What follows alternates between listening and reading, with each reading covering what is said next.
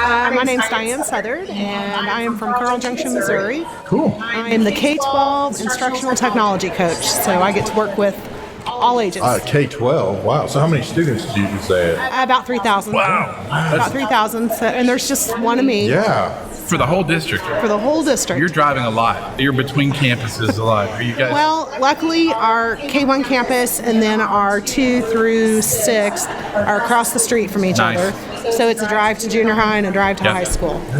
So, that's the thing.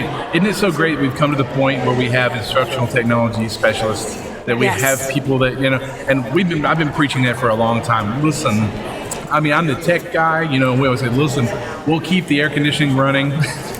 We'll make the Wi-Fi work, but you need people here that their job is solely to go, let's integrate this into your classroom. Let's infuse this technology into learning. So, do you love it? How long have you been doing the job?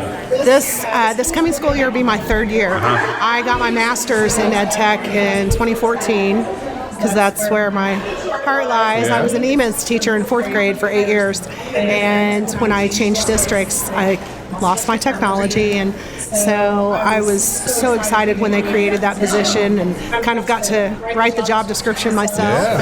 And hopefully in another year or two, they'll put another one of me around. Yeah. Yeah, that'll be very cool. So, Yeah. so what are some of the things that you're helping your teachers with their integration?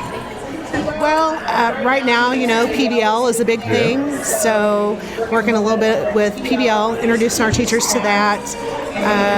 I work with a lot of digital formative assessment tools, so I introduce them to that and help them figure out how to work that into their curriculum, and whatever they need. Right. Yeah. Yes. It's a little bit of troubleshooting. Yeah. I like to shoot out some different Chrome extensions or apps. Our students are one-to-one Chromebooks. Yeah. So And that's K-12? yes. Well, no, excuse me. That's 312 right now. 2nd grade, first K1, 2, they have iPads, not one-to-one, but it will gradually work its way down. Yeah. And so since you are one-to-one 312 Chromebooks, so you're a Google environment, or Google Yes, school? yes, we are.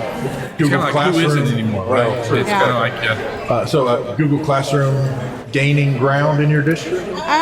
Yes, lower grades mostly because from 4th grade to 12th they use Canvas as their LMS. So they utilize that, but a lot of the lower grades will use the Google Classroom. And so many different applications that are out on the web work so well with Google Classroom. One button and it's published, so that's really nice. it is really cool. Well, and Google Classroom works really well with the project-based learning that you're helping your teachers roll out. Yeah. So Absolutely. in terms of that, specifically project-based learning, are you finding, how receptive are the teachers to this new way of thinking?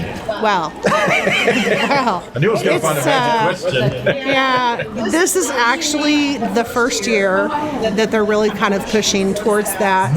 And that has been my professional development plan this past school year, was to learn more and all I could about project-based learning. So I have done some visiting to other schools around our area who have been doing it for a lot longer and doing it well.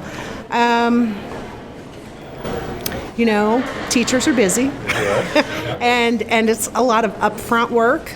And of course, once you get that work done, then you have that, and there's little, just some tweaking from there on out. But so I hope that admin understands that, it just needs to be a slow process, and that for some things, for instance, in our intermediate building, their math curriculum is all online through My Math.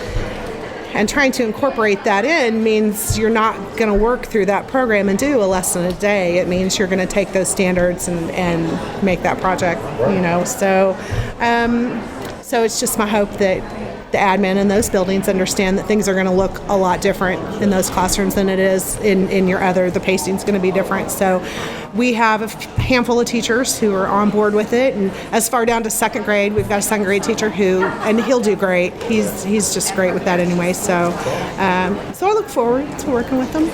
That's a big deal. They keep pushing us. They need to understand this. It takes a little time.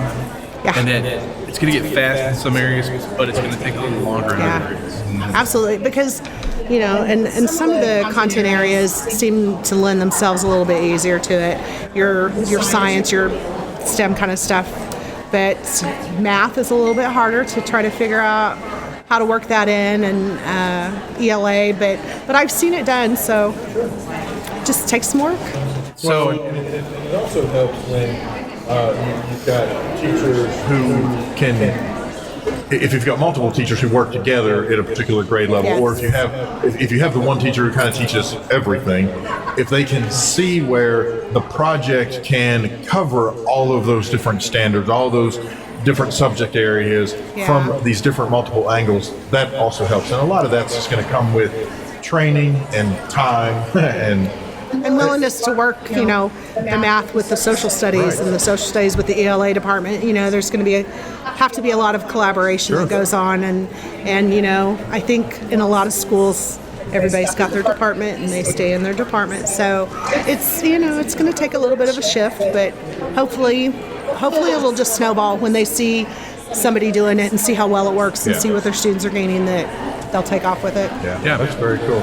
So here, this conference, this institute, anything sticking out for you that you really want to take a look at, maybe implement next year? Well, I presented this morning. That's what I was going to say. I saw it presented on your day. Yeah, I presented this morning and I've had lunch. So, and then I present again this afternoon, but I'm getting ready to head to a couple of more sessions in between mine. So awesome. So what are you presenting? This afternoon, this morning I did breakout EDU kits. Oh, nice. So lots of fun in that. Yeah. And then this afternoon I am doing a presentation on digital formative assessment. I've got lots of tools. The Symbaloo link, the 52 different tools. So hopefully I can show some people some new ones. That's awesome. That'd be great. It'll be fun. Yeah, very, Awesome. very cool. So if people want to get in touch with you, Twitter account? Twitter, yes, it's just at Diane Southard.